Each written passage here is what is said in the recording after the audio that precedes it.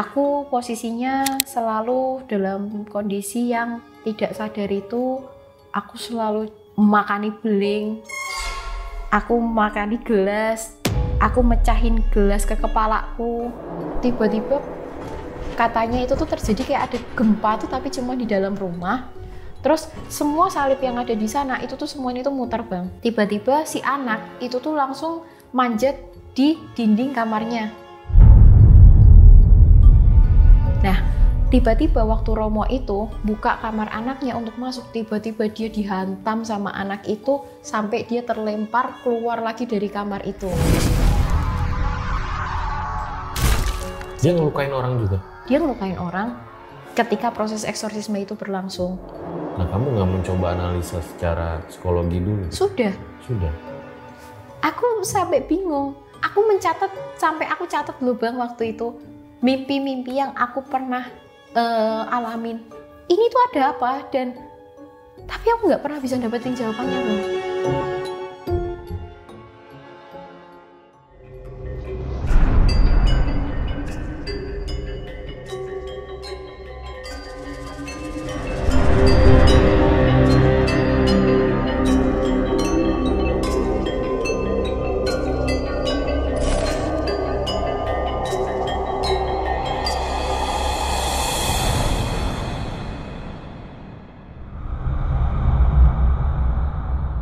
Jadi guys, hari ini gue kedatangan seorang narasumber yang berbeda, seorang sarjana psikologi. Biasanya seorang ini dalam memandang dunia itu sudut pandangnya adalah logika, ilmu dan juga analisa. Tapi gimana kalau seorang sarjana psikologi ini punya pengalaman yang justru berbanding terbalik dengan pemahamannya selama ini? Di episode ini ada dua variabel menarik. Sarjana psikologi dan juga pengalaman horor. Bahkan narasumber kita ini dengan kejadian di luar nurulnya sampai masuk rumah sakit. Dan ini nih, ada foto-fotonya.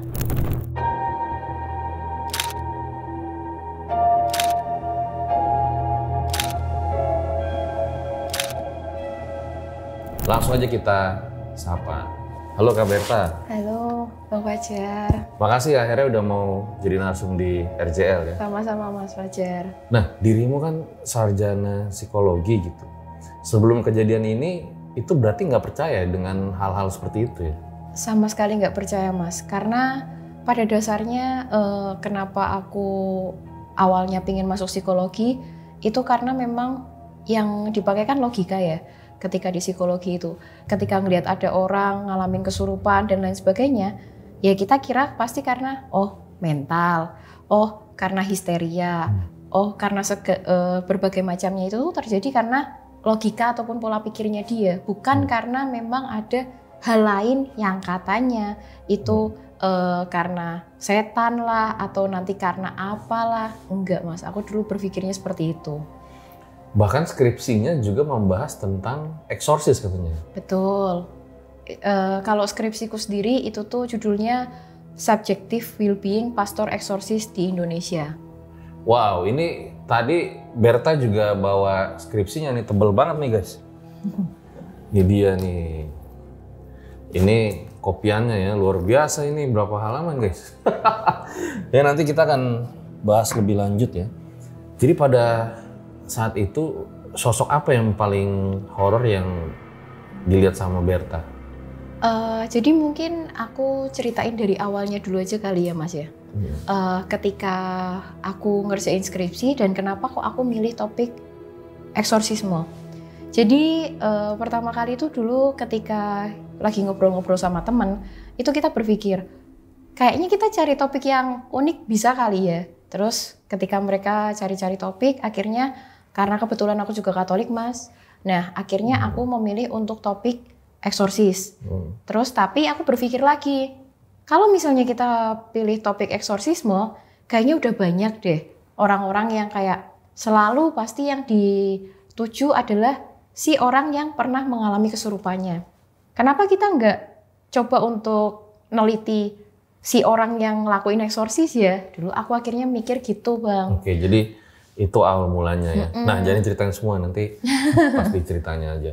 Ini episode yang menarik banget dan mungkin kita bisa ambil kesimpulan, jangan setengah-setengah gitu nonton videonya ya. Mungkin setelah satu full video kita baru bisa ngambil kesimpulan, dan gua akan banyak bahas hal sama Berta ini ya tentang apa yang dia alami. Nah, buat kalian jangan lupa membership RJL masih ada konten-konten eksklusif yang sebulan 2 kali. Nah, caranya untuk membership gampang banget, langsung aja kalian bisa klik di sini untuk join membership. Langsung aja kita mulai, berikut adalah ceritanya.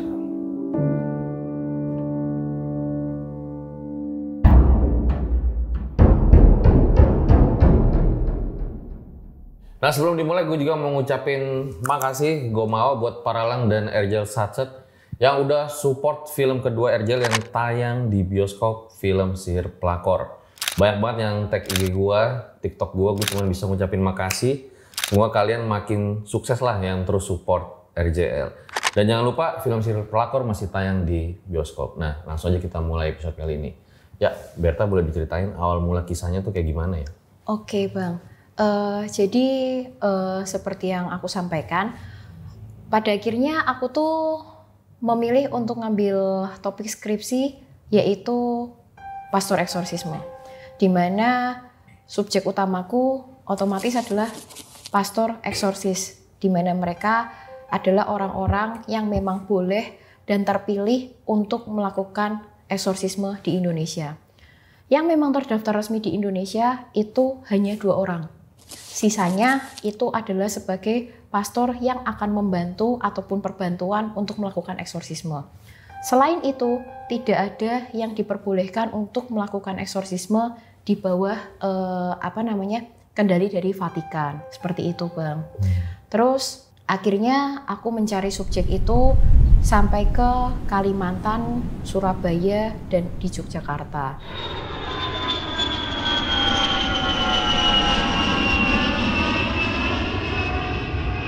Aku terbang ke 3 wilayah itu untuk ngambil data, untuk ketemu sama orang-orangnya langsung, dan untuk ngulik terkait pengalaman-pengalaman eksorsisme dari masing-masing subjek yang waktu itu aku gali untuk topik skripsiku.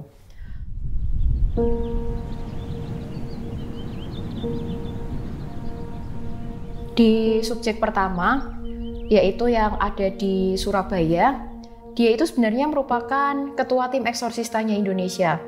Kalau abang mungkin sudah nonton filmnya Kuasa Gelap, Romo Robini, itu merupakan orang yang memang berada di balik dari film itu.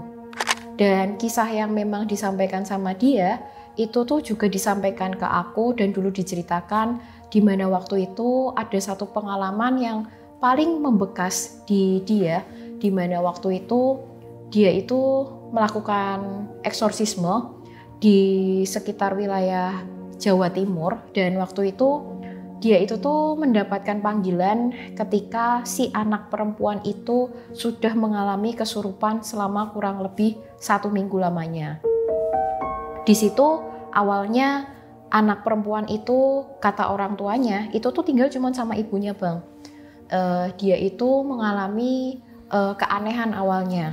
Tiba-tiba setiap malam anak itu selalu diem sendirian di kamar, sampai suatu hari dia tuh tiba-tiba nggak ada siapapun yang ada di kamar. Si ibu tuh dengar ada suara lain yang ada di dalam kamarnya. Nah, si ibu mulai curiga. Terus nanti ketika dia udah dengar ada suara lain itu, pasti nggak lama si anak itu pasti akan jerit.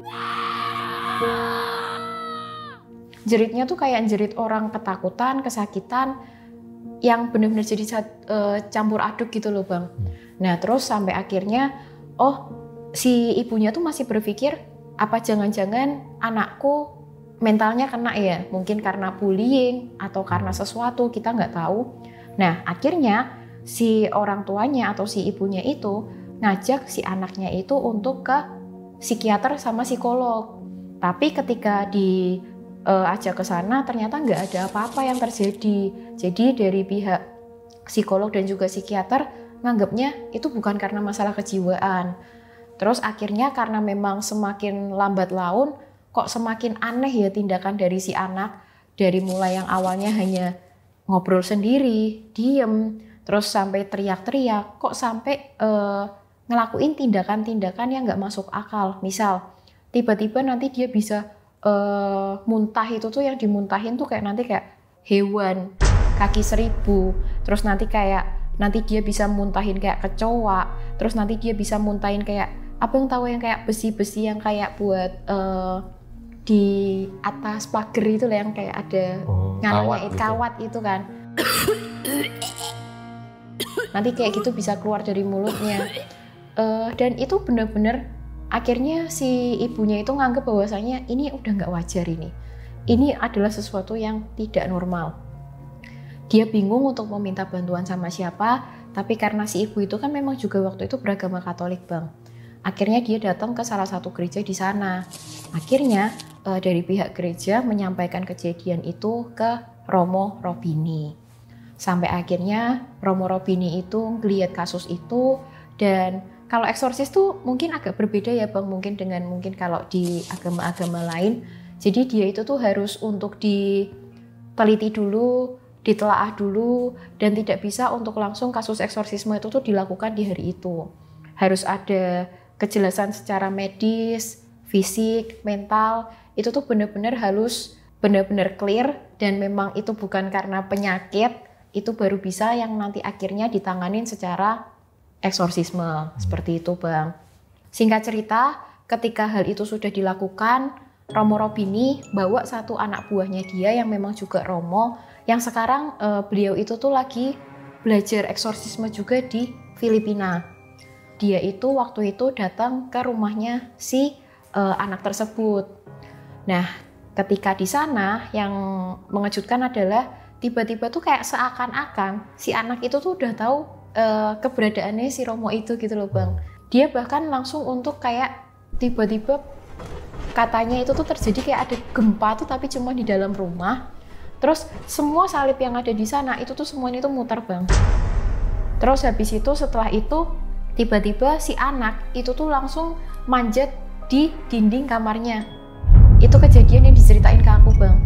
Nah, tiba-tiba waktu Romo itu buka kamar anaknya untuk masuk, tiba-tiba dia dihantam sama anak itu sampai dia terlempar keluar lagi dari kamar itu.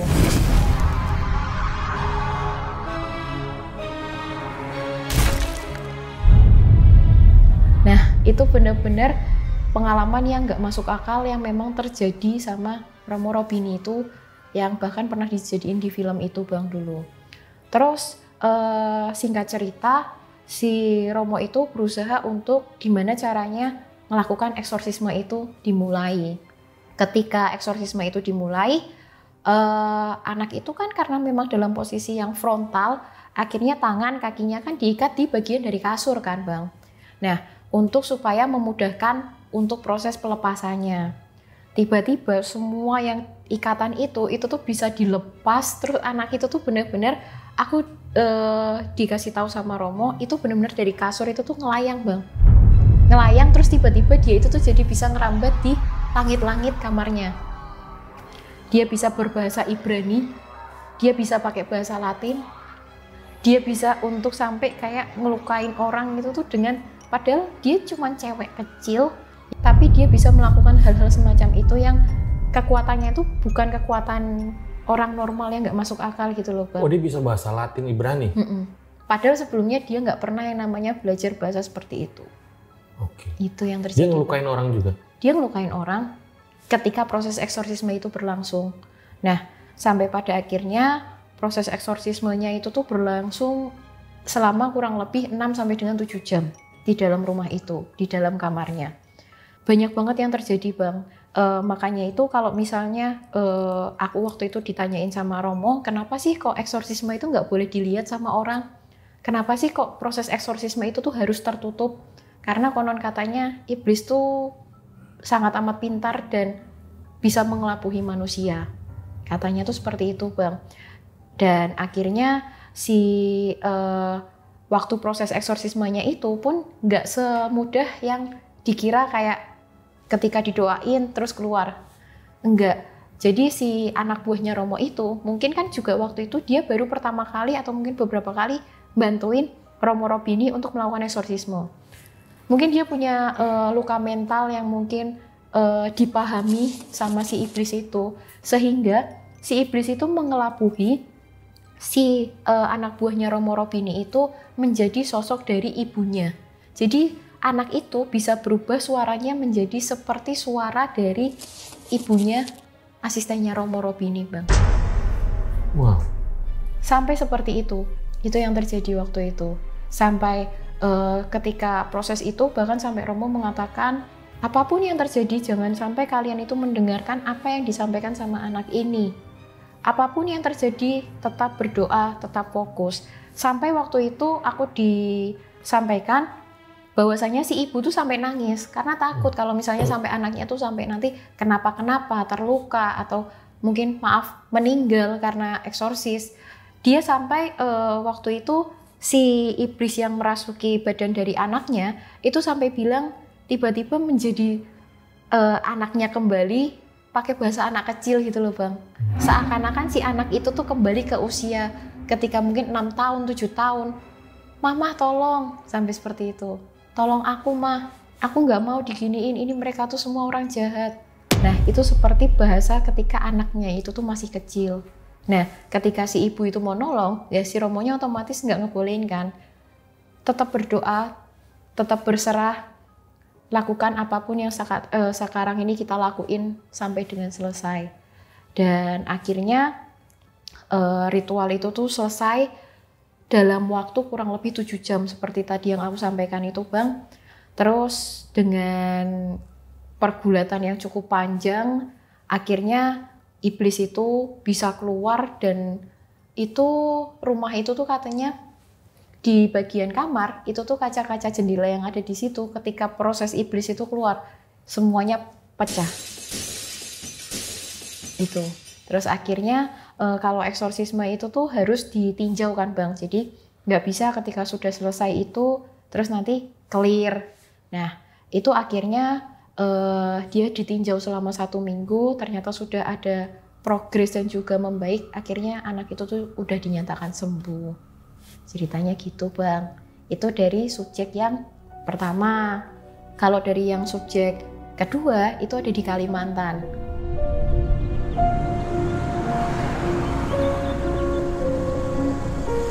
Letaknya ada di Kalimantan Barat, di salah satu pedalaman, sebenarnya wilayahnya Mempawah.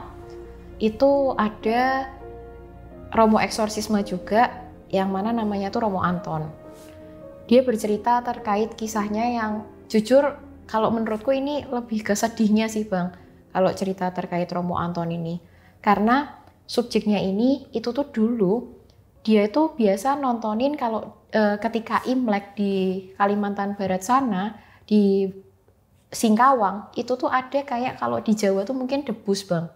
Jadi nanti tuh lidah nanti dikasih pisau, abang bisa lihat di Google banyak banget ternyata kayak gitu. Terus nanti kayak tangan di sayat-sayat dan lain sebagainya. Itu tuh biasa banget untuk dilakukan mereka dan mereka mempercayai bahwasanya jika mereka melakukan itu tuh yang masuk itu tuh adalah leluhurnya gitu loh, Bang. Nah, si anak itu dulu tuh usianya adalah kelas 4 SD. Dia datang sama orang tuanya untuk nontonin atraksi setahun sekali. Tiba-tiba pulang dari sana, ketika dia pulang dari geliat atraksi itu, diem, nggak pernah yang namanya dia mau berbicara, ngomong, makan, nggak mau. Nah, orang tuanya bingung ketika dipaksa makan, dia selalu dibanting semua, disemplak semua. Sampai suatu ketika, tiba-tiba si anak itu tuh tantrum sampai tangannya sendiri itu tuh kayak digigit, kayak diseret gitu loh, Bang. Jadi tuh dagingnya dia sendiri itu tuh ditarik gitu loh, Bang, sampai luka. Waktu itu kejadian. Nah, akhirnya karena memang itu masih merupakan suatu wilayah pedalaman di Kalimantan, orang tuanya kan mungkin kan juga nggak bisa bawa ke dokter atau bagaimana kan. Dibawalah kalau mungkin di Jawa itu orang yang bisa spiritual gitulah, Bang. Dia bawa tuh ke salah satu orang spiritual di sana, tapi kondisinya nggak semakin membaik, tapi semakin memburuk. Dimana setiap kali dia itu tuh mengalami kayak tantrum, dia tuh akan selalu gigitin bagian tubuhnya dia, baik kaki, tangan, itu tuh akan selalu digigitin gitu. Sampai suatu hari sudah ada sekitar 7-10 orang spiritual yang sudah didatangi oleh orang tua itu, tapi anaknya nggak mengalami progres, tapi malah semakin menurun. Dimana pada akhirnya luka-luka yang ada di badan itu sudah semakin banyak, dimana pada akhirnya anak itu juga udah semakin kurus. Terus tapi yang paling aneh dari anak itu adalah tiba-tiba dia bisa seakan-akan bahasanya tuh bahasa Kalimantan, mungkin yang Kalimantan pedalaman itu, tapi suaranya itu kan anak kecil cewek ya Bang, suaranya tuh jadi suara kakek-kakek. Nah kemudian si Romoku ini itu dimintai tolong untuk coba deh untuk dibantu, coba siapa tahu ini bukan karena kasus mental, karena udah ada perubahan suara yang mungkin terjadi sama si anak, yang mana coba deh siapa tahu ini memang karena kasus hal lain. Akhirnya singkat cerita anak itu dibawa ke Pontianak dari salah satu wilayah pedalaman.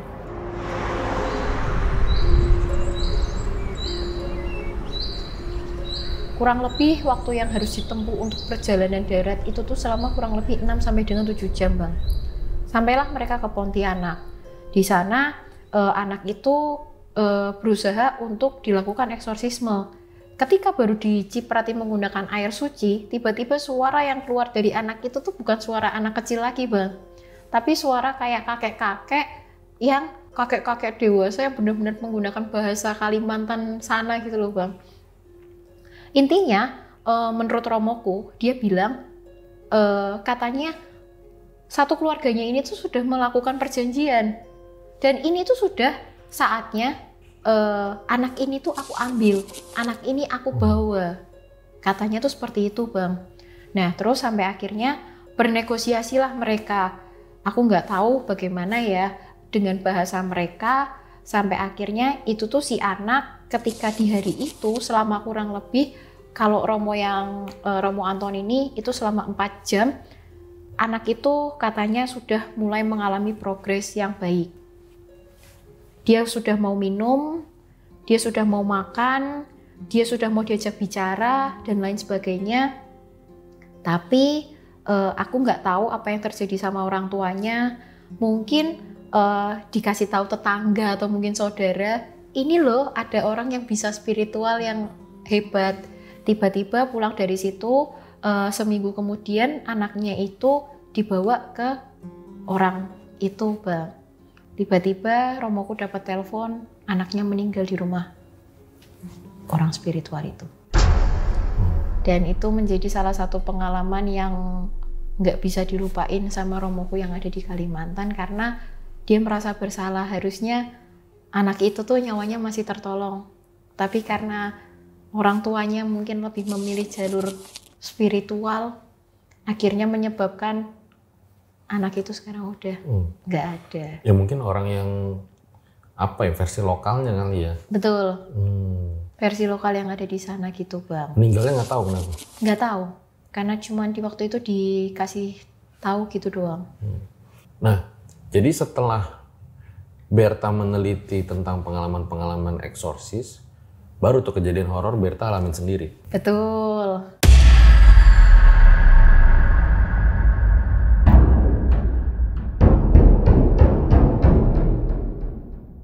Singkat cerita, karena aku sudah selesai ngumpulin data ke Kalimantan, Surabaya, ke Jogja, akhirnya aku memutuskan untuk sama temanku, kita kayaknya bisa nih, kan kita udah cuma tinggal ngerjain skripsi kan, gimana kalau kita buka resto kecil-kecilan, kita buka warung makan kecil-kecilan.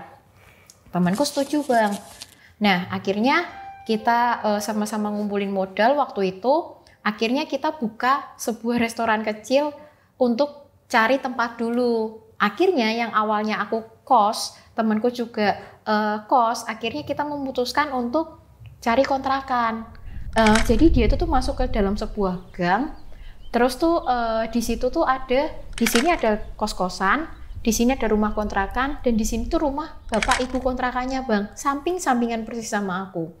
Dimana rumah yang kos-kosan itu tuh benar-benar bagus, yang kontrakannya juga bagus, tapi yang rumah ibu kontrakannya itu benar-benar rumah kayu.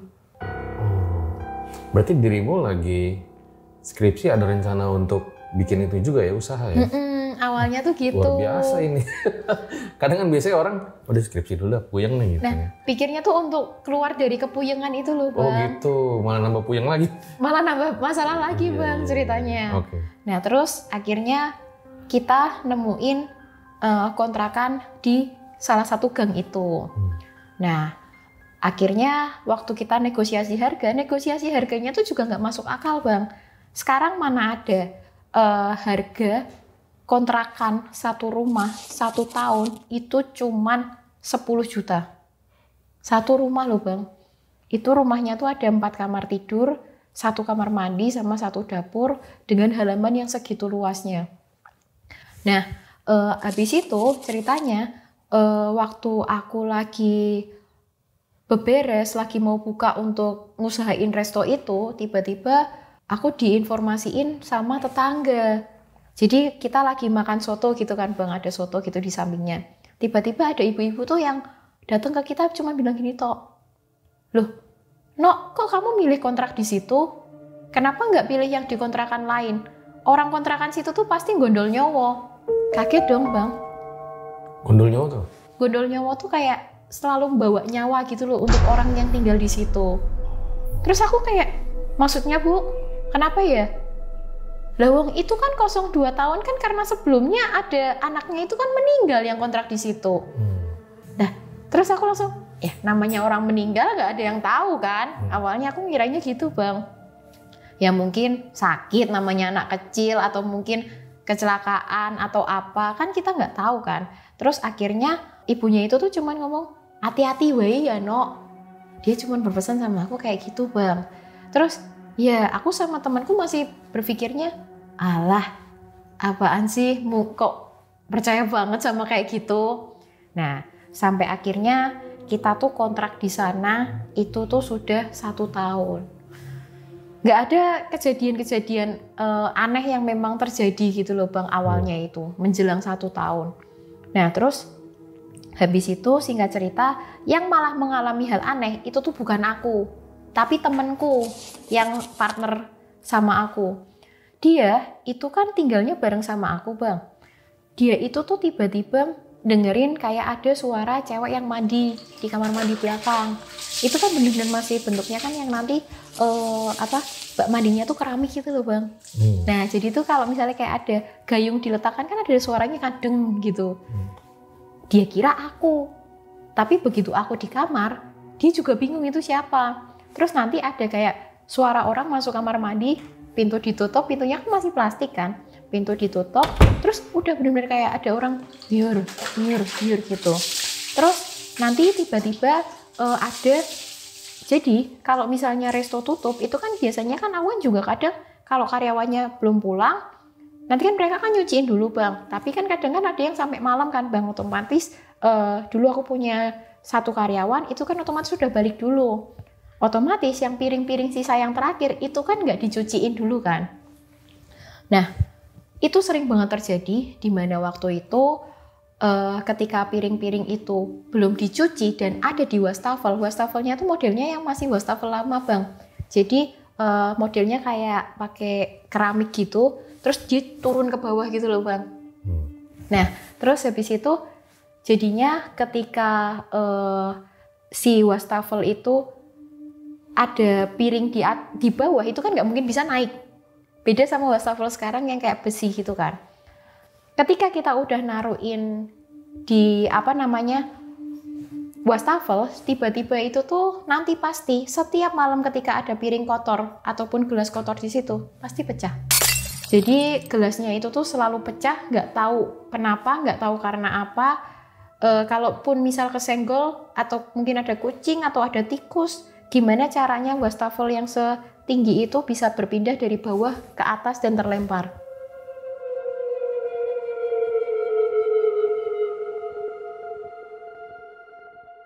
Jadi restorannya itu dikontrakan?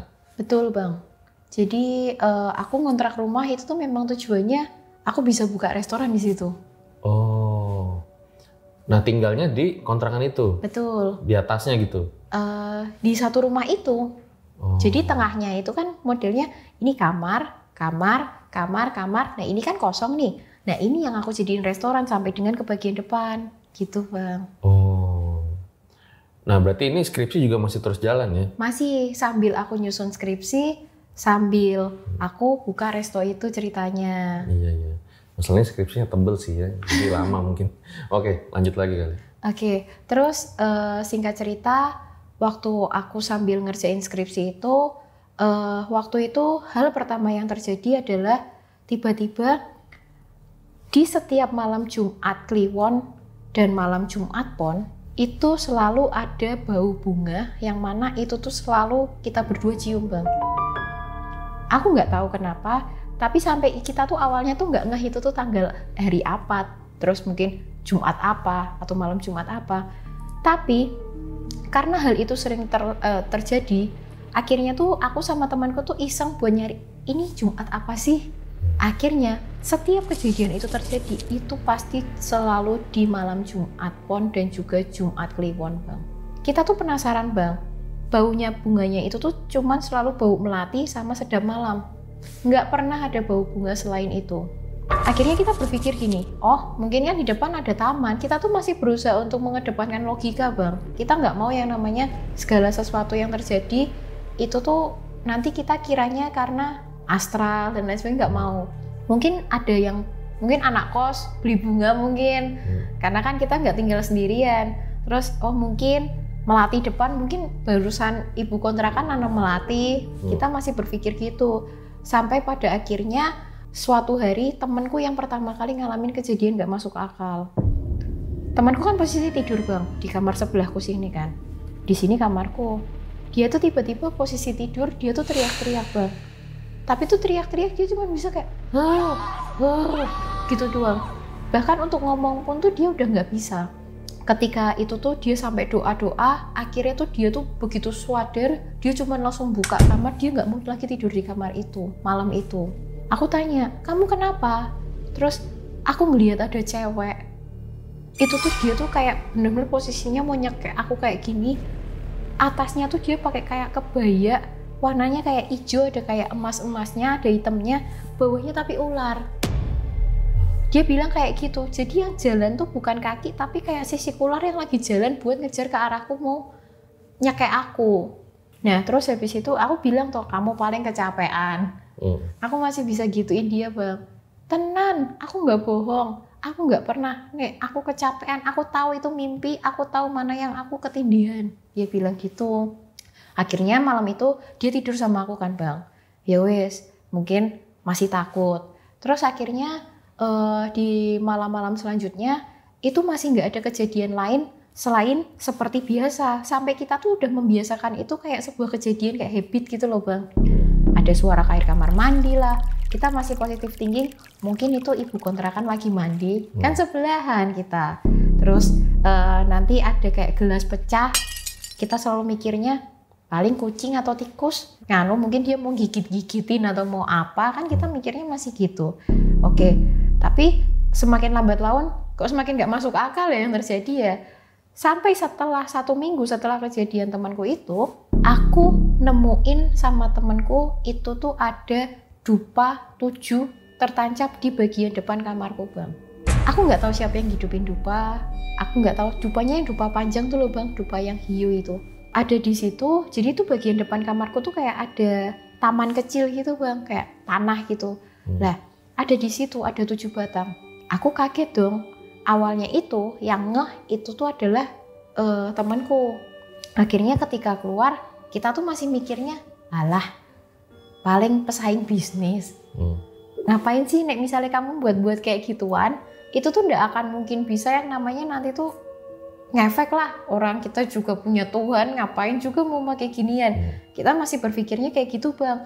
Ya udah dupanya tak cocok Bang, tak matiin, tak buang sampah. Kita masih belum berpikir kayak sampai nanti ada gimana-gimana.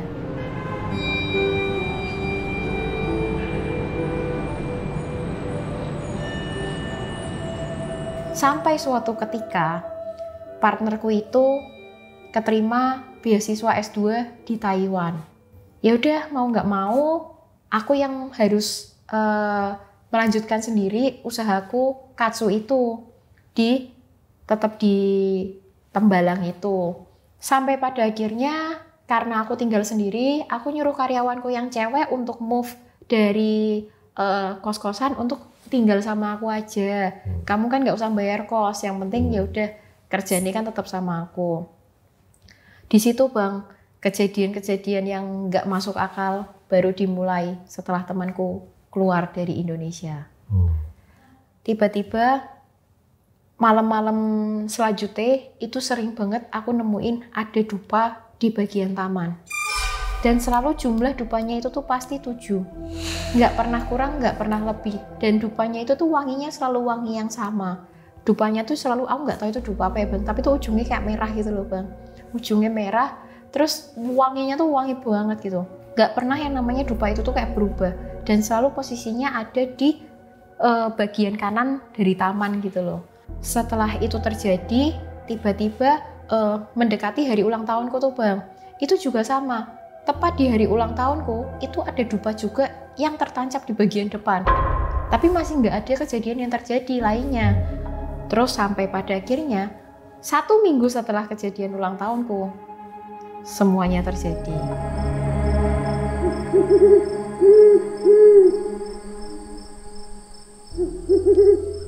Karyawanku nemuin ada kayak melati-melati kecil-kecil, kalau misalnya kita bilang tuh kayak kuncup melati gitu Bang, melati yang masih kuncup, itu tuh kayak tersebar di bagian pintu masuk rumahku. Terus habis itu ada dupa yang hidup. Aku waktu itu nggak tahu kenapa, cuman aku merasa kok ada yang aneh ya rasanya ya. Kok kayak ini kayak nggak masuk akal ya. Aku bilang sama karyawanku, Dek temenin aku ngecek yuk ke samping. Jadi di bagian rumahku ini, sampingnya itu tuh kayak lahan kosong Bang untuk parkiran motor anak kos. Sama di paling belakang itu tuh ada tandon air. Nah, aku tuh nggak tahu kenapa, aku tuh pingin banget untuk ke situ Bang. Nggak mau Mbak, aku takut. Karyawanku bilang gitu, nggak apa-apa, wes kamu belakangku, aku tak senggol. Malam. Itu H+7 setelah aku ulang tahun. Habis itu karena ada dupanya masih, aku tuh sampai nggak capek-capek, aku pasti nyocrokin dupa terus. Aku mesti buang dupa terus. Nah, sampai pada akhirnya aku belok ke kanan, kok ada bau wangi ya? Baunya tuh kayak bau bunga sing kayak bunga kuburan tuh loh Bang. Nah, aku penasaran sampai aku pakai senter HP sampai tak cekin Bang. Ini ada apa sih ini? Tapi di motor-motor nggak ada apa-apa. Terus sampai akhirnya aku ke ujung di bagian belakang dari tandon air. Abang tahu ada wadah daun pisang, isinya itu tuh bunga semua Bang. Bunganya tuh bener-bener aku nggak tahu itu bunga apa aja, tapi bunga kayak campur-campur gitu. Aku jengkel Bang, aku ngeliat itu. Tak sok Bang, bunganya itu tak keluarin dari wadahnya. Terus aku ngeliat di situ ada kayak tulisan pakai bahasa aksara Jawa, aku nggak tahu artinya apa, ada di bagian dalam, di tengah-tengah dari itu, pakai kayak kertas coklat. Karena aku kesel, waktu itu tak bakar Bang. Aku bakar semua bunga, kertas, sama daun itu tak bakar, tak jadiin satu di situ. Habislah itu, terus aku bilang, cuma nggak akan mungkin mempan hal-hal semacam ini. Kalau misalnya memang mau saingan usaha, harusnya nggak kayak gini lah. Pakai otak lah, ya pokoknya marah-marah lah Bang. Aku tuh masih mengira bahwasanya saingan usaha Bang. Nah terus habis itu tiba-tiba setelah itu, habis itu besoknya, literally besoknya jam 10 malam, aku tuh biasanya nggak pernah tidur awal. Tapi nggak tahu malam itu tuh rasanya tuh kayak orang ngantuk banget di jam 10 itu. Tiba-tiba aku tertidur Bang. Aku tidur, yang mana aku kira tuh ya wes, aku tidur, ngimpi. Aku mimpi aku jalan di sebuah wilayah yang mana itu tuh kayak ada di desa. Dan rumahnya tuh benar-benar yang rumah-rumah zaman dulu gitu loh Bang, yang berjarak, yang benar-benar rumahnya masih besar lahannya. Terus aku tuh melihat ibu sama bapak kontrakanku dianterin satu orang, dan dia tuh lagi menuju ke salah satu rumah yang ada di sana warnanya coklat. Ngapain aku ngimpi kayak gini ya? Bahkan tuh sampai di mimpi tuh aku gitu loh. Tapi seakan-akan aku tuh ngikutin dia dari belakang Bang.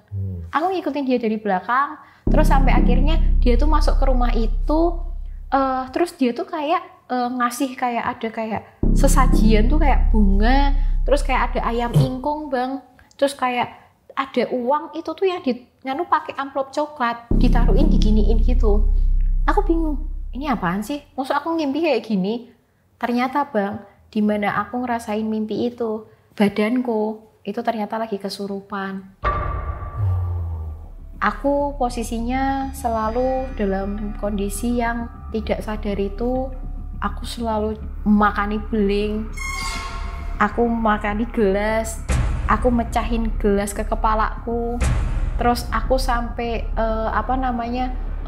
berusaha untuk nyakarin semua hal, terus aku sampai nuai ke teralis kayak gitu.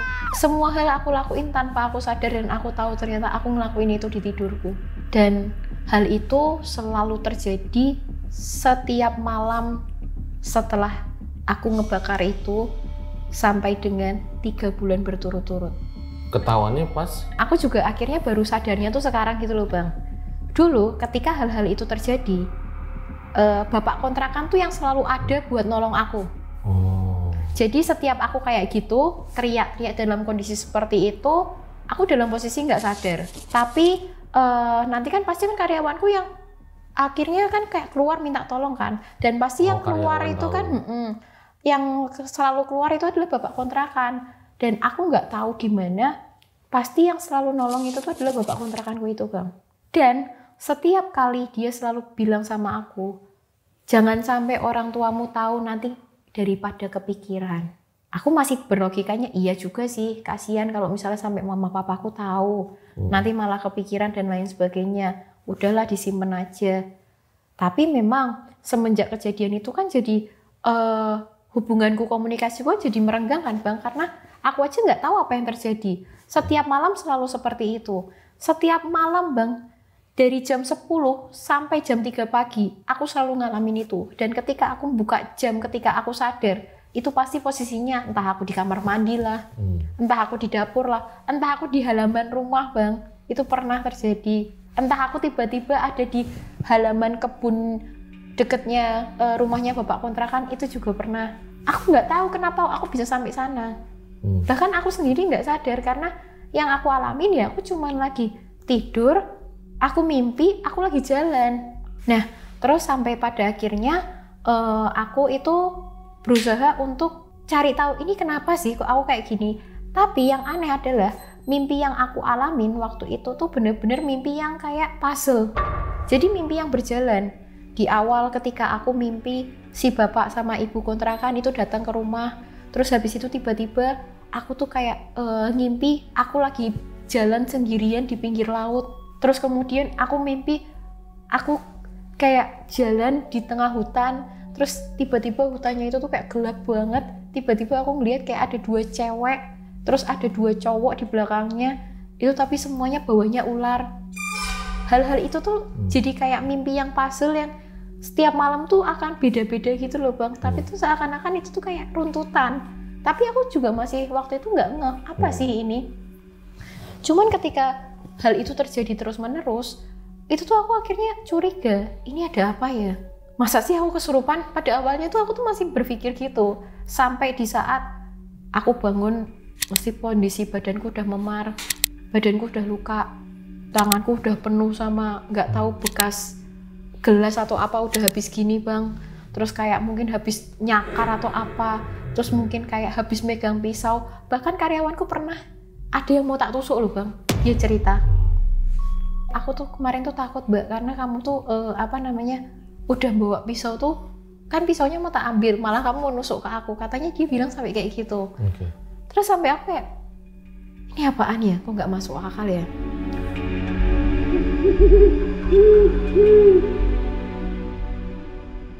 Di malam setelah berlanjut itu terus menerus, aku diajak sama bapak kontrakanku untuk nemuin orang spiritualnya dia. Katanya, kamu mungkin ada yang gangguin no, mungkin kamu dikerjain sama saingan bisnismu. Di sana Bang, aku itu tuh bener-bener diajak ke daerah, salah satu daerah di Semarang Barat gitu. Aku diajak ke dukunnya dia, atau mungkin kayak orang spiritualnya dia itu untuk dimandiin Bang. Jadi aku sama karyawanku itu tuh dimandiin di situ. Oh, karyawan ikut juga? Ikut Bang, nemenin aku. Kan aku nggak berani tau Bang. Nggak, cuman aku sama karyawanku tak berdua. Aku nggak berani Bang sendirian. Di situ anehnya karyawanku malah tiba-tiba kesurupan di situ Bang. Kesurupan dan dia nari di rumahnya dari orang spiritualnya bapak kontrakan. Ini apa-apaan sih kok malah jadi kayak gini? Seakan-akan tuh kepalaku tuh jadi kayak aku lagi ngerjain eksorsisme. Tapi kenapa kayak gini anjir? Kayak bener-bener kayak kok nggak masuk akal ya semua yang terjadi ya. Sampai akhirnya karyawanku sadar, tiba-tiba dia cuma bilang gini toh, Mbak kamu nggak pingin mau pindah dari situ? Dia cuma tanya hal sesimpel itu toh sama aku. Aku cuma jawab gini, ya kenapa pindah, orang masa kontrakannya belum habis? Sayang lah, orang kita juga bayar pakai duit, orang kita juga masih ngusahain. Dia juga akhirnya ketika aku jawab gitu, dia nggak jawab banyak hal lagi. Oh ya udah wis, kalau misalnya aku masih pingin di situ nggak apa-apa. Akhirnya setelah aku dimandiin pakai bunga, aku nggak tahu Bang, kayak ada bunga, kayu manis dan lain sebagainya, itu tuh kayak ada ember plastik gitu kan Bang. Itu tuh udah bener-bener diisi sama bunga banyak banget. Aku disuruh mandi dan mandinya tuh ada tahapannya Bang. Nanti kayak aku harus 7 kali nyiramin doang. Dan ketika 7 kali itu harus udah kesiram semua. Dari kepala, dari kanan, kiri, tengah, sampai dengan ke bawah. Itu tuh selama 7 kali siraman itu tuh udah harus basah semua. Nah, bentar, tapi mungkin para lengan Sasat juga mungkin yang ngikutin cerita ini nanya gitu. Kamu kan berarti akan jadi sarjana psikologi pada saat itu kan. Nah, kamu nggak mencoba analisa secara psikologi dulu? Sudah. Aku sampai bingung. Aku catat dulu Bang waktu itu mimpi-mimpi yang aku pernah alamin. Aku sampai catat semuanya dan aku jadiin satu waktu itu.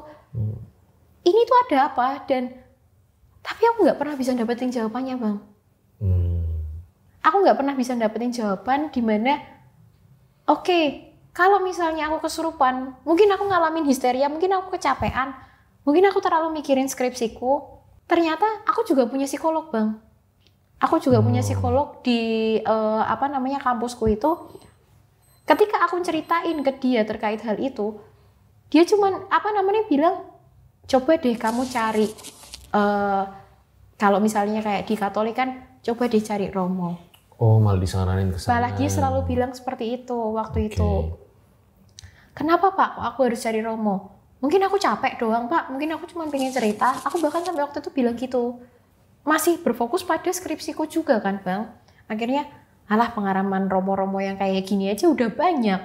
Kenapa nggak aku malah cuma mempelajarin kasus dari skripsiku aja? Pikirnya tuh juga sambil aku mempelajari diriku, sambil apa yang terjadi aku telaah, sambil aku juga dari kisah nyata gitu loh Bang. Ceritanya tuh gitu. Jadi coba aja lah, siapa tahu bisa, siapa tahu nanti aku juga nemu jawabannya sendiri kenapa. Kayak gitu Bang. Terus sampai pada akhirnya ini kejadian terburuk itu yang terjadi. Benar, tadi berarti Beta mandi dulu? Mandi. Setelah selesai mandi? Nah, itu setelah selesai mandi, udah kita disuruh pulang Bang. Oh. Udah sesimpel cuman mandi tok. Sorry, ada satu lagi. Aku disuruh makan bunga kantil sama karyawanku satu. Kayak bener-bener gelas kayak gini Bang, cuman tuh gelasnya tuh kayak bener-bener kayak kayu yang Abang tahu. Jadi cuman ininya doang, ininya nggak ada. Itu tuh udah ada kantilnya. Aku disuruh ngabisin airnya dulu, terus habis itu aku suruh langsung makan bunga kantilnya itu. Kamu makan tuh? Makan? Kan nggak tahu Bang. Rasanya gimana? Pahit, pol, white banget rasanya. Itu bener-bener aku disuruh langsung ngunyah dan langsung ditelan, terus habis air ini habis, ya udah boleh minum pakai air lain. Aku kan juga nggak tahu ya. Orang aku kan logika ya Bang. Jadi mana mungkin sih kejadian apapun, nggak mungkin kali kalau misalnya itu bisa mempengaruhi ke badan. Orang badan kita kan dasarnya dari logika kita. Nah, terus akhirnya setelah itu ya wis, cuman ngerasa pahit doang. Aku nggak ngalamin apapun Bang sama karyawanku. Setelah itu kita balik lagi ke kontrakan. Akhirnya ketika kita balik ke kontrakan, semua hal terjadi lebih frontal daripada biasanya Bang malahan. Aku nggak tahu, mimpiku itu yang biasanya cuman aku menjadi penonton, di mimpiku itu aku ngeliatin kayak ada orang yang lagi kayak ngelakuin apa. Di situ aku kayak ngerasa kayak aku tuh lagi jadi pemerannya. Jadi aku selalu lihat di mana kayak nanti ada cewek yang mau nyekek aku tapi bawahnya ular. Terus ada cowok sing di belakang tuh kayak bener-bener kayak abang tuh yang kayak senjata kayak zaman dulu gitu nggak sih? Tombak. Kayak tombak gitu. Nah itu tuh dia kayak berada di belakangku. Jadi ketika aku mau maju ada si cewek ini, ketika aku mau mundur terus nanti ketika kaget seakan-akan scene-nya tuh hanya kayak gitu. Tapi ternyata hal itu terjadi dari jam 10 sampai dengan jam 3 pagi. Di jam yang sama dan selalu berakhir di waktu yang sama. Nah terus kejadian itu kan terus berlanjut tuh Bang. Dari jam 10 sampai dengan jam 3 pagi. Hal yang memang biasanya itu tuh terjadi masih kayak 2 hari sekali. Kadang seminggu mungkin 5 kali. Ini benar-benar jadi setelah aku mandi itu full selama 1 minggu itu tuh aku akan mengalami kesurupan terus di jam yang sama dan akan berakhir di waktu yang sama. Dan kemudian setelah itu kejadian terburuk itu tuh terjadi ketika aku tuh mengalami kesurupan di mana waktu itu aku udah megang sebuah pisau yang cukup gede yang buat motong ayam ya. Aku megang pisau itu terus tuh katanya aku udah sampai mau giniin ke leherku. Tiba-tiba aku nggak tahu ya Bang ya. Mungkin namanya orang tua tetap feelingnya sama anak itu kan mungkin tetap kerasa ya Bang. Aku nggak pernah manggil dia ke kontrakanku, tiba-tiba di malam itu di jam 11:30 malam papaku dan mamaku datang ke kontrakanku. Dengan posisi aku lagi kayak gitu di dapur sambil udah ini mau tak gorokin gitu Bang. Tiba-tiba karyawanku lari keluar nyamperin ke papa mama aku. Om, itu Mbak Firta di belakang, tolongin. Mereka lari tanpa pikir panjang itu Om, tanpa pikir panjang. Terus tiba-tiba posisiku itu udah dalam posisi masih pegang ini, diambil langsung mbak papaku tanpa pikir panjang Bang. Langsung pisaunya itu tak gores ke tangannya papaku, seret gitu. Nah, aku nggak tahu apa yang terjadi waktu itu. Yang menurut informasi yang aku dapetin dari karyawanku, intinya aku tuh pada malam hari itu tuh tiba-tiba setelah pisau diambil itu tuh aku muntah, itu tuh hijau sama merah tuh kayak banyak banget Bang. Habis aku muntah itu muntah darah gitu? Tapi nggak tahu bisa ada hijau nih gitu Bang. Nah terus habis itu aku tuh itu kan di bagian dapur tuh Bang, itu kan ada kayak wadah es batu kalau Abang tahu yang agak gede itu kan yang bahannya plastik itu kan kayak besar banget itu. Nah itu aku jatuh ke sana tiba-tiba terus gigiku itu tuh kena plastiknya itu, terus ya udah rompal. Terus habis itu plastik apa tuh? Plastiknya es batu itu loh Bang, kalau kayak es batu itu kan kayak tebel itu kan wadah es batunya. Nah itu ketatap plastik yang itu, es gede balok gitu ya? Betul. Waduh. Itu tapi aku masih sadar Bang, itu aku masih mendeles lagi, aku masih berdiri lagi katanya. Terus aku masih berusaha untuk keluar dari dapur itu, tapi langsung dihalangin sama papaku. Langsung dihalangin, baru tiba-tiba itu posisi tangannya papaku juga berdarah itu Bang, karena itu kan mamaku cuman tak sadar kayak gitu. Ini mama, tapi aku nggak sadar apapun. Bahkan ketika aku diceritain pun sampai mama bilang kayak gitu pun aku juga nggak ngerasa bahwasanya mama ada di situ. Cuman tiba-tiba aku tuh kayak di sananya itu tuh ngerasa kok ada kayak mamaku manggil aku Bang. Cuman kayak pulang aku cuman ingat kata-kata itu toh. Terus waktu aku kayak itu aku lagi jualan tuh bener-bener kayak kosong semua Bang. Bahkan nggak ada tanaman, nggak ada air, nggak ada pohon. Aku cuman ngeliat kayak itu aku jualan dan aku nggak tahu jalan kemana. Cuman habis aku dengar suara itu Bang, tiba-tiba aku tuh kayak tuh kayak keseret gitu. Terus tiba-tiba aku sadar posisiku udah bener-bener di nyatanya itu aku udah posisi di ruang tengah gara-gara diseret sama papaku itu. Dengan posisi udah 2 arah semua, muntah lagi, aku muntah darah itu. Nah itu setelah muntah darah itu aku sadar dengan posisi yang udah nggak karuan, udah darah di mana-mana, gigi udah rompal. Akhirnya aku dilariin ke rumah sakit sama papaku, sama mamaku, sama karyawanku. Karyawanku dimarahi, kenapa kamu nggak pernah bilang? Dia kena pertama terus sampai ya nggak dibolehin sama Mbak Berta, Bu, apa? Terus ya udah, akhirnya aku juga cuma bilang, ya memang karena aku nggak ngomong karena biar nggak khawatir. Awalnya aku mikirnya gitu, Bang.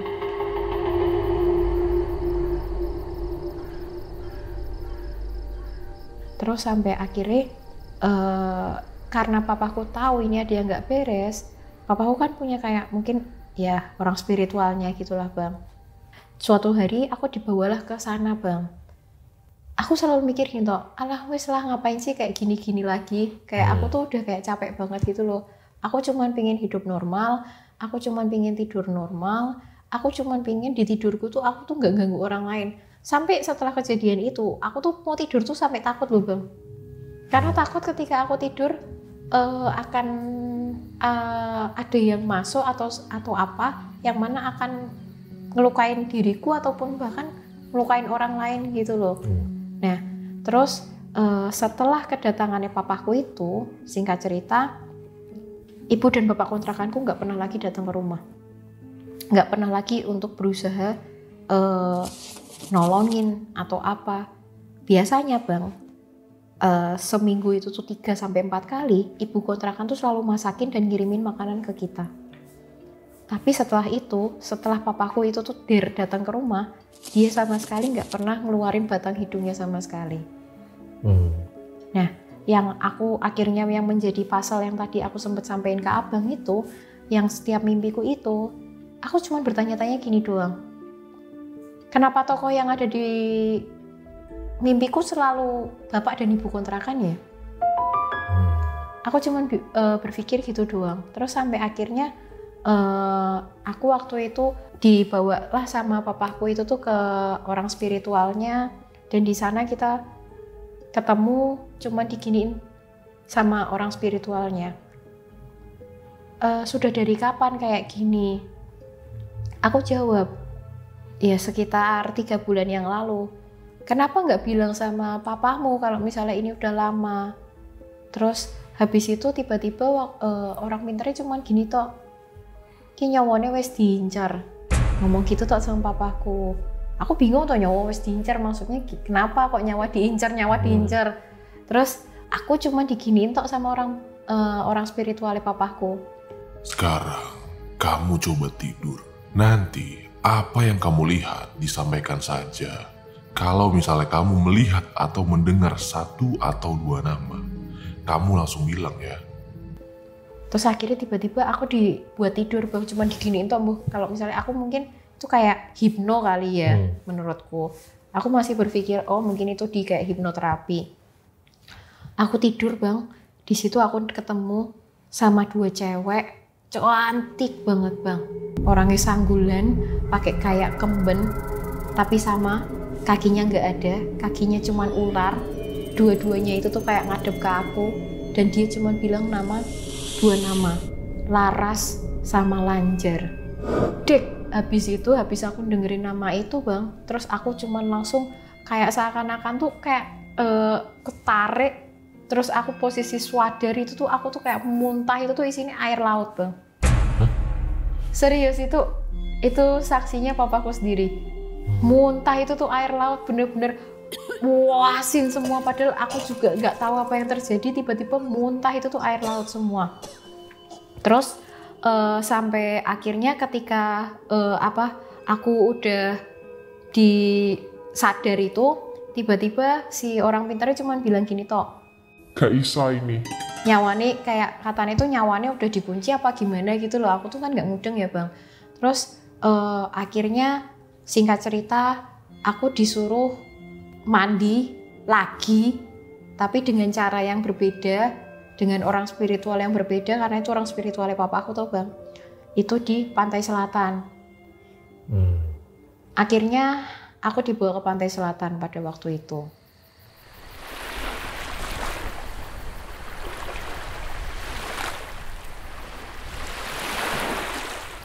Akhir ceritanya dimana aku dibawa ke pantai selatan, aku disuruh pakai kayak melati ronce yang biasanya kalau misalnya buat orang yang nikahan itu bang, yang kayak kalung itu aku dikalungin itu, sama di situ bawa kayak degan, terus bawa kayak ayam ingkung, terus kayak bawa bunga-bungaan gitu.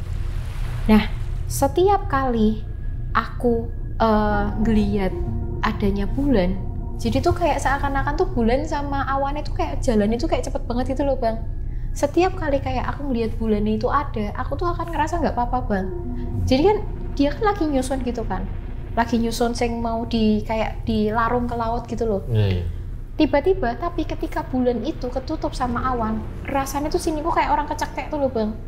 Jadi bener-bener kayak dicekek cuman kayak pakai 2 jari. Sampai aku tuh harus kayak ketika aku kecekek, aku tuh sampai harus masukin tanganku buat kayak tak logok supaya aku tuh bisa muntah gitu loh. Dan itu terjadi terus-terusan selama kurang lebih tuh kayak 10 menit. Terus sampai akhirnya si orang spiritualnya papaku sampai bilang, ayo cepet, nanti ketika sudah 3 kali kamu kena air, kamu sambil mbok lepas kalungmu ya. Terus aku ingat banget waktu aku pertama itu, terus kedua nggak ada kejadian apa-apa memang. Terus yang ketiga aku ngelepas ini, seakan-akan tuh kayak ada tangan bang yang di sini, aku tuh kayak seret gitu. Tapi aku nggak tahu itu tangan apa, tapi yang penting aku cuman langsung kayak ngelepasin melati ronce itu, terus tak buang melati roncenya itu ke air. Terus udah singkat cerita hal itu udah selesai. Terus bahkan si cuman ngomong gini toh, wes bar kabeh. Dia cuma bilang kayak gitu toh, tanpa ada ngomong apapun. Tiba-tiba nggak ada hujan, nggak ada angin. Akhirnya aku memutuskan untuk keluar dari kontrakan itu walaupun kontrakannya belum selesai. Aku dengar kabar kalau bapak kontrakanku kecelakaan. Oh, ngalamin dari situ kejadian. Terus ya dia sampai sekarang memang cacat bang. Dia akhirnya pakai motor roda 3. Terus tempurung kakinya dia itu tuh sampai udah nggak ada. Sampai sekarang akhirnya dia jadi disabilitas, tapi nggak tahu karena apa. Tapi setelah kejadian itu semua. Berarti Berta setelah yang di Pantai Selatan nggak ngalamin kejadian horor lagi? Sama sekali nggak ada sampai sekarang. Wah, ini menarik juga ya kalau dari sisi sebagai yang mempelajari psikologis gitu. Kenapa bisa begitu? Setelah semua kejadian terjadi tuh bang, aku ingat satu kata romoku yang ada di Yogyakarta. Dia pernah aku tanya, Romo kenapa sih kok nggak mau cerita terkait pengalaman-pengalaman spiritualnya Romo yang pernah Romo alamin? Jawaban dia cuma satu gini doang. Orang akan susah percaya ketika dia belum mengalami. Tapi ketika dia udah mengalami, baru kita bisa bungkam mereka. Terus kayak aku keinget cerita nih dia ketika bilang sama aku itu, terus kayak, oh mungkin aku akhirnya harus ngalamin ini kali ya, baru aku percaya kalau kesurupan itu ada. Oke. Gitu bang. Itu yang akhirnya ngerubah Berta lah sedikit banyak gitu ya. Betul. Akhirnya ya. Tapi bukan berarti maksudnya juga dikit-dikit mistis gitu ya. Enggak. Tapi justru bilang bahwa ya mungkin alam gaib itu ada gitu. Akhirnya belajar dari situ, aku cuman mulai berprinsip kita hidup berdampingan dan ya udah jangan saling mengganggu. Dan for your information bang, setelah aku keluar dari sana, aku dapat info setelah si bapak itu kecelakaan, dia bangun kos-kosan di depannya. Jadi nggak tahu dia sekarang jadi semakin kaya walaupun kakinya cacat 1. Gitu. Tapi Berta hubungan sama bapak kontrakannya baik-baik aja? Enggak. Pada saat itu? Dulu baik-baik aja. Oke. Tapi setelah aku ngeliat itu semua dan pada akhirnya sadar, anjir ternyata mau ditumbalin. Kayak gitu bang. Kayak aku nggak tahu ya. Mungkin bener kalau abang inget tadi yang aku bilang, ada ibu soto yang bilang sama aku, kenapa sih milih kontrakan di situ? Kenapa nggak yang lain? Oh, yang di awal. Ternyata mungkin orang-orang lain yang katanya gondol nyawa ataupun ngambil nyawa mungkin memang dari pemilik kontrakannya. Iya ya, sampai makan beling itu ya. Itu. Gimana tuh makan beling? Nggak tahu bang. Nggak rasa ya? Nggak ngerasa sama sekali apapun yang tak rasain. Iya. Cuman pasti setiap habis bangun, badan sakit semua. Tapi Berta memang apakah punya trauma yang mendalam pada saat itu? Nggak ada sih. Nggak ada ya? Fokusnya cuma ngerjain kapan lulus, kapan skripsinya selesai, udah gitu doang. Tapi itu jadi tekanan nggak saat itu? Tekanannya karena bingung sama apa yang terjadi, lebih ke bingung bang. Pengalaman yang kesurupan itu? Jadi ketika aku mau untuk ngerjain semuanya, aku pengen fokus, selalu terhambat dengan hal seperti itu. Yang terjadi terus menerus. Itu bang yang akhirnya buat kayak, ini kenapa sih? Kayak gitu. Berta kalau nggak salah sekarang lanjut S2 ya? Belum. Mau tapi? Pinginnya lanjut S2. Tapi karir dulu lah bang. Karir dulu ya? Ngambilnya apa pengen profesinya? Forensik. Widih. Nanti banyak lagi nih kisah-kisahnya. Cerita lagi di podcast ya. Gitu bang. Iya ya. Karena kan luar biasa nih guys ya. Ini gue nggak sebut universitasnya ya, tapi kan salah satu universitas top juga di. Shit. Tebel banget ini, gokil ini. Luar biasa. Dan ini asli ya. Bukan palsu ya. Tanda tangan apa? Pengesahan skripsinya. Ya udah. Makasih Berta ya, udah datang dan bercerita. Sama-sama, sukses Bang terus Fajar. karirnya ya. Karena Amin. dirimu juga akhirnya bikin konten TikTok ya. Iya, jadi konten kreator akhirnya. Penelusuran ya. Nanti next kita collab lah kalau gitu. Oke, thank you Thank you ya, Bang Berta, Fajar. Terima kasih. Itu deh guys, pengalaman dari Berta ya. Seorang sarjana psikologi yang justru mengalami kejadian yang mungkin berbanding terbalik nih dengan pemahamannya selama ini gitu. Nah kalau gue sendiri ya, selalu cenderung gitu suka dengan ketika ada fenomena-fenomena yang mungkin berbeda dengan keseharian kita gitu, gue lebih suka cenderung multidisiplin ilmu gitu loh. Karena kan kadang ada juga ya kreator itu kadang menjelaskan fenomena-fenomena gini pakai pendekatan psikologis gitu. Nah kalau gue lebih cenderung suka multidisiplin ilmu gitu yang banyak karena kadang ini juga berkaitan dengan budaya sebetulnya gitu. Jadi untuk melihat sebuah fenomena secara lebih luas gitu, lebih bijak menurut gue pakai multidisiplin ilmu. Nah, ada nggak dari kalian nih yang mungkin kuliah psikologi juga, yang punya pengalaman kayak gini, boleh banget komen di bawah. Oke, kita akhirin episode kali ini. Gue Fajar Aditya, RJ5 undur diri. Ciao.